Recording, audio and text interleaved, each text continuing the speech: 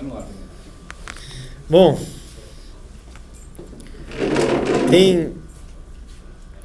pessoal, é sabido que uma das maiores comunidades, não, acho que a maior comunidade muçulmana nos Estados Unidos, a maior comunidade islâmica dos Estados Unidos, muçulmana, fica no estado do Michigan. Tradicionalmente, os muçulmanos ficam lá.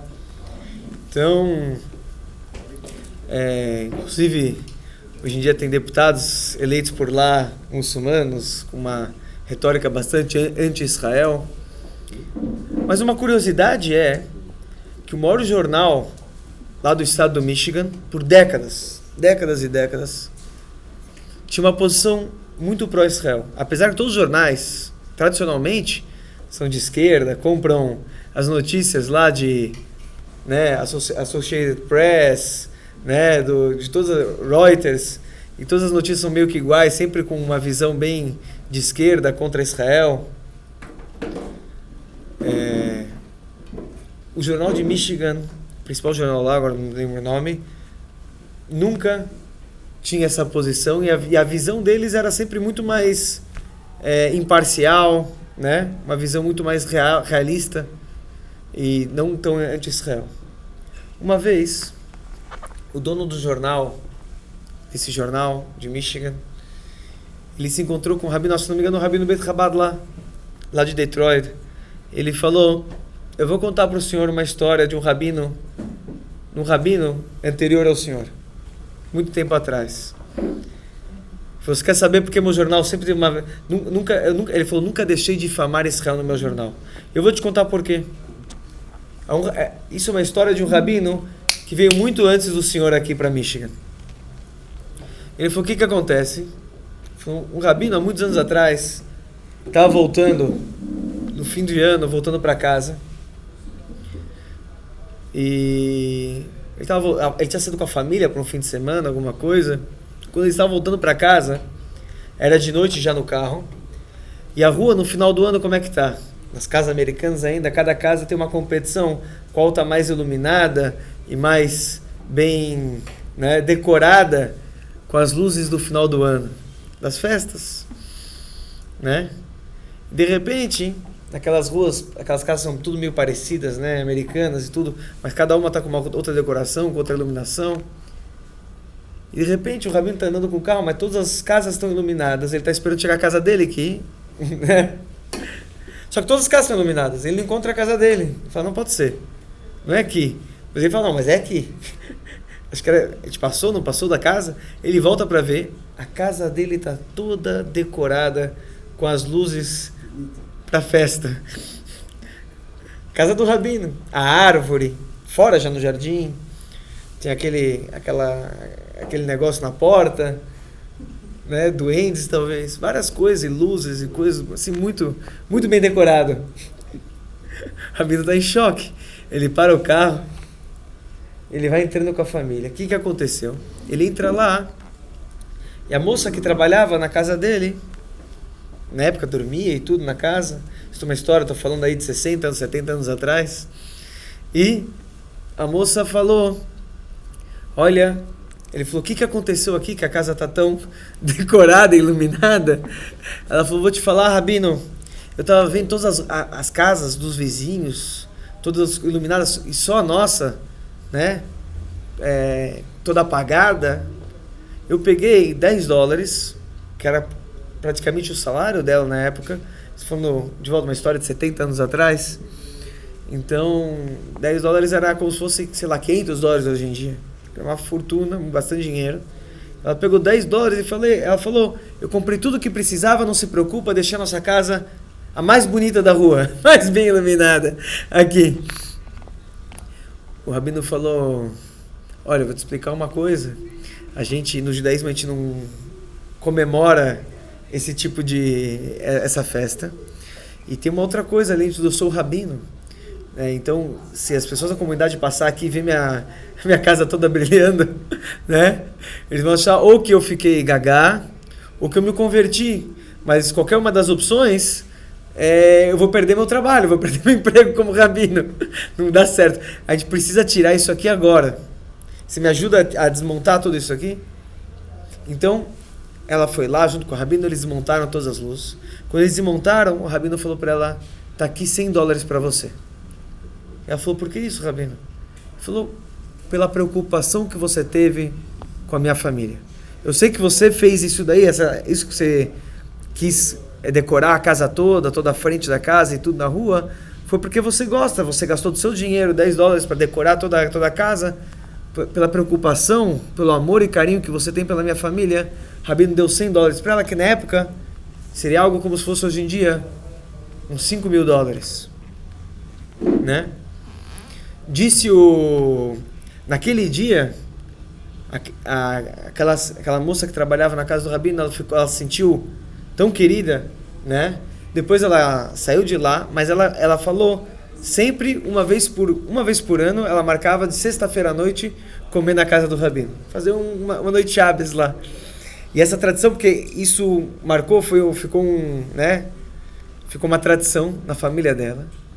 E depois disse o dono do jornal que essa moça que trabalha na casa do rabino é a mãe dele, né? E o dono do jornal também, de pequeno, ele ia uma vez por ano, uma sexta-feira à noite, comer na casa do rabino. Que ela percebeu esse amor, esse carinho, como ele julgou ela favoravelmente. Como ele tirou de uma situação que ele, né?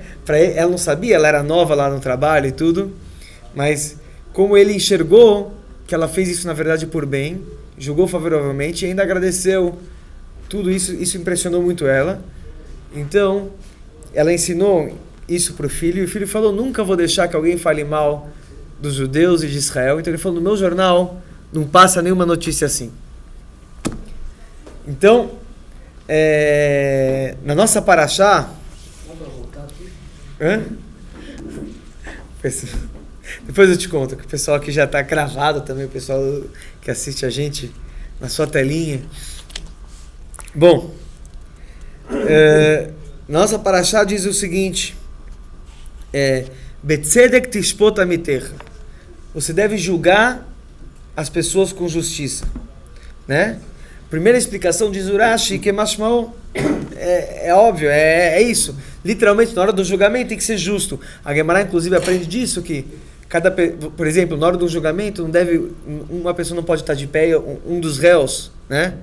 Não pode estar de pé e outro sentado, um não pode falar mais tempo que o outro, você não pode falar um senhor e outro sem um adjetivo, quer dizer, tem que tratar todo mundo igual perante a justiça. Isso é Betzedek, com justiça, você vai julgar o seu companheiro. Mas a segunda explicação daqui a gente aprende não só para o sistema judiciário, que ele tem que ser aquela famosa, né, a justiça cega, que tem que ser cego e não tem que tratar todo mundo de forma igual perante a justiça, né? Além disso, Danet Kol Adam Lekav Zchut, que a gente vai ler agora, a gente está estudando Pirkei Avot esses dias, né, de Pesach até Shavuot, ou até inclusive Rosh Hashanah, de acordo com o costume Chabad, e fala que a gente deve julgar todo mundo Lekav Zchut, para o lado do mérito. A gente começou a falar um pouquinho sobre isso ontem. Eu queria continuar nesse assunto que traz quando você julga o outro para o bem. Na verdade, tem uma famosa, assim que termina inclusive o Pirkei Avot, da nossa semana, que a gente vai ler agora esse Shabbat, ele fala o seguinte, que a pessoa tem que saber Lifnei atah noten din vecheshbon, né? Perante quem você vai prestar din, veredito e cheshbon, e conta. Então, nossos sábios explicam, geralmente se faz conta e depois se dá o veredito. Aqui, a Mishnah diz, a pessoa tem que saber diante de quem ele vai prestar din, veredito, e depois cheshbon, e depois conta. É o contrário. Na hora que você faz um julgamento, primeiro se faz as contas, cheshbon, depois se chega ao veredito. Os sábios explicam, não é assim o julgamento celestial. O julgamento celestial primeiro é o veredito e depois as contas. Como assim? Explicam nossos sábios, o julgamento celestial ele funciona da seguinte forma. Primeiro, eles mostram para uma pessoa um caso. Quando a alma sobe lá depois de 120, eles mostram uma situação qualquer. E aí perguntam para a alma, o que você acha numa situação dessa que uma pessoa merece? Uma pessoa que faz isso, isso e aquilo. Aí mostra alguma coisa, né? Aparentemente bastante dramática. O cara, ele fala, olha, um cidadão desse, ele dá o veredito para um cidadão desse, que faz a... Aí fazem a conta, opa, será que você na sua vida nunca fez nada igual? Aí, depois do veredito, a própria pessoa dá o veredito. Ele está dando o veredito, na verdade, sobre ele mesmo, mas enxergando no outro. Aí fazem a conta. Depois que você deu o veredito, fazem a conta, será que você não fez algo igual? Então, explica aos nossos sábios, você constantemente está dando vereditos sobre todo mundo à sua volta. Toda hora você está dando vereditos sobre o que acontece às pessoas à sua volta. Tome muito cuidado com os vereditos que você dá para todo mundo que você vê. Porque depois vão fazer conta, será que você nunca fez nada igual? E você não tem como se defender de um veredito que você mesmo deu. Esse que é o veredito celestial. O veredito que você dá sobre o outro, ele recai sobre você mesmo. Se você fez algo similar. E como é que você vai defender? Você vai falar, tenha misericórdia. Você teve misericórdia do outro? Você julgou o outro assim? Você já deu o veredito do outro assim? Então, por isso, diz a Mishnah, a pessoa tem que saber diante de quem ele vai prestar veredito e conta. Din vecheshbon. A gente tem que sempre olhar o que os outros fazem de forma favorável. Isso, na verdade, nos traz, quando você olha o ato de todo mundo e dá um veredito favorável, isso traz brachá para a gente também. A famosa história da Gemara, já trouxemos ela aqui outras vezes, mas vale a pena repetir nesse momento, porque isso significa sekdoshim, toda essa paraxá, a gente ter um comportamento mais kadosh, e é isso que é todo o trabalho do Pirkei Avot, a gente ter o derech eretz. A famosa história da Gemara conta que tinha uma pessoa recém-casada que estava em grande dificuldade financeira. Na época, o que se fazia então? Ele viajava para um lugar onde tinha um trabalho, às vezes tinha que viajar longe de casa. Isso era lá em Israel, ele estava no meio de Israel, ele foi viajar para o norte, para o Galil, para a Galileia, para o norte de Israel, para buscar um emprego. E lá ele trabalhou na casa de um homem muito rico, com muitas posses, por 3 anos, diz a Gemara. Isso está na Gemara. Trabalhou por 3 anos. Depois de 3 anos, ele falou, chegou a hora que eu combinei com a esposa que eu ia voltar. Depois de 3 anos trabalhando, ele esperou que ele ia voltar com bastante geld. E aí era véspera de Yom Kippur, inclusive. Ele falou, quero agora voltar para casa, chegar para Yom Kippur, para as festas, depois Sukkot, Simchat Torah e tudo. Trabalhei 3 anos. Chegou para o chefe, falou, está na hora de pagar as contas. O chefe falou, desculpa, não tenho nada. Falou, depois de 3 anos, eu preciso, não tem nada, eu preciso trazer alguma coisa para casa. Minha esposa está me esperando 3 anos. Se eu voltar do jeito que eu fui, então, né, para que tudo isso? Aí ele falou, dá pelo menos, talvez umas frutas. Ele falou, não tenho. Ele falou, algum animal, né, alguma coisa do rebanho? Não tenho. Ele falou, de repente, então você pode, dono de muitas terras, dar uma escritura, talvez de uma parte do terreno, alguma coisa no valor? Não tenho. Não tenho nada. Era um homem, aparentemente, muito... Ele trabalhou 3 anos lá, um cara muitas posses. E ele não respondeu nada. O empregado, esse homem, saiu e voltou para casa de mãos abanando. E chegou em Yom Kippur, foi Yom Kippur, imagina a alegria de Yom Kippur em casa. Depois de 3 anos. Passou Yom Kippur, estava chegando Sukkot. O empregador, aquele homem rico do norte, ele chega carregado com 3 burros, com o dinheiro que ele devia de salário de 3 anos, e ainda carregado com 3 burros, assim diz a Gemara, cheio de presentes. Burros carregados de presentes. E aí ele chega e fala para aquele que estava empregado, né, para o trabalhador, ele fala para ele, isso aqui é para você, mas eu quero te fazer uma pergunta. Você não me xingou, você não reclamou. O que você pensou quando eu falei que eu não tinha? Bom, no começo eu perguntei, dinheiro? Você falou não tem. Eu pensei, talvez, realmente, você está com muitas dívidas. Às vezes a pessoa pegou emprestado dinheiro, está devendo para o banco, né? Falou, e animais? Você falou que não tinha. Eu pensei, talvez todos os animais estão trabalhando aqui. Na verdade, tinha outros donos e você só aluga eles, não são seus. E quer dizer, trigo, cereal e tudo, talvez de volta, estava tudo arrendado, pode ser? Já tinha tudo já tinha dono, já tinha todo o destino. E os terrenos, não sei que você era dono dos terrenos. Ele falou, quando você falou terreno, eu falei que não tinha terreno. Aí ele falou, pensei, disse o homem, que talvez você doou tudo para o Beit HaMikdash. Na época, a pessoa podia fazer uma promessa de doar aquilo que ele tem para o Beit HaMikdash, para o santo. Então eu pensei que você decidiu doar tudo que você tinha para o Beit HaMikdash. O homem começou a rir e falou, você está certo. Foi exatamente isso que aconteceu. Como assim? Ele disse que aquele homem falou que naquele dia ele tinha brigado com o filho dele. Ele ficou com tanta raiva do filho dele. Ele tinha um filho único. Ele falou, esse garoto não pode me herdar. Ele era muito rico. Ele não pode herdar aquilo que eu tenho. Eu decidi, então, eu prometi que todas as minhas posses são para o santo, são para o Beit HaMikdash, viraram santas, não são mais minhas. Eu vou doar tudo para o Beit HaMikdash. Então eu não era dono de mais nada. Só que o quê? Depois que eu vi que você saiu e não, eu não consegui pagar você, e eu estava te devendo, eu fui para os rabinos no caminho para cá, e eu pedi anulação dos meus votos, das minhas promessas, e agora eu tenho como te pagar. E eu estou agradecido que você me julgou favoravelmente, por isso eu estou te dando muito mais ainda daquilo que eu te devia como salário de 3 anos. Então isso é a pessoa olhar todo mundo de forma favorável. E ele realmente conseguia, depois de 3 anos, olhar ele de forma favorável. Diz o Rav Hai Gaon, o grande comentarista, na época dos Geonim, após a Gemara, ele falou, quem era esse homem, esse trabalhador? Ele era o Rabi Akiva. Né?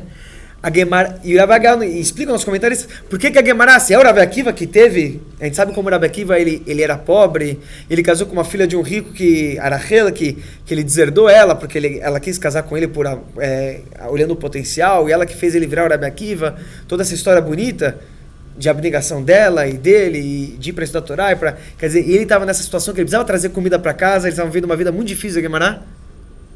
Então por que a Gemara não conta o nome dele? Ficaria mais bonito na biografia de Rabi Akiva. Conta claramente quem é esse homem. Rav Hai Gaon explica, esse é o Rabi Akiva, mas a Gemara não fala o nome dele para mostrar que todos nós temos aquela... Se falar é o Rabi Akiva que fez isso, eu falo, o Rabi Akiva. Só o Rabi Akiva pode olhar as pessoas assim. Mas a Gemara categoricamente esconde o nome dessa pessoa, do Rabi Akiva, para demonstrar que todos nós podemos chegar, de certa forma, a tal nível de olhar as pessoas, julgar as pessoas de forma favorável. Bom, deu tempo, amanhã a gente continua também um pouquinho mais sobre esse assunto, se Deus quiser. Vamos fazer o Yom Yom de hoje.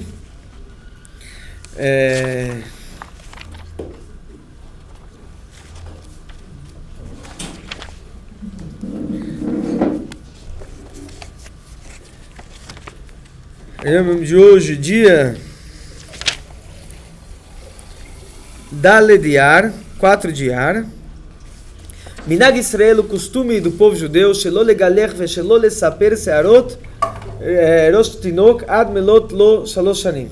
O costume do povo judeu é não cortar o cabelo de uma criança até que ela faça 3 anos. Isso inclusive está baseado também na nossa parashá, que fala de Orlá, que não se deve fazer uso da árvore, dos frutos da árvore, até o 3º ano, depois o 4º, se leva para Israel, e no 5º a gente vai ter muita brachá. Então aí vem o costume do obshernish, de cortar o cabelo com 3 anos. Zizat searot, obshernish, como é conhecido da criança com 3 anos, o davar gadol beminagei Israel, é uma grande coisa no costume do povo de Israel. Vikarou be'achinur, e ainda tem uma questão muito importante aqui na educação da criança.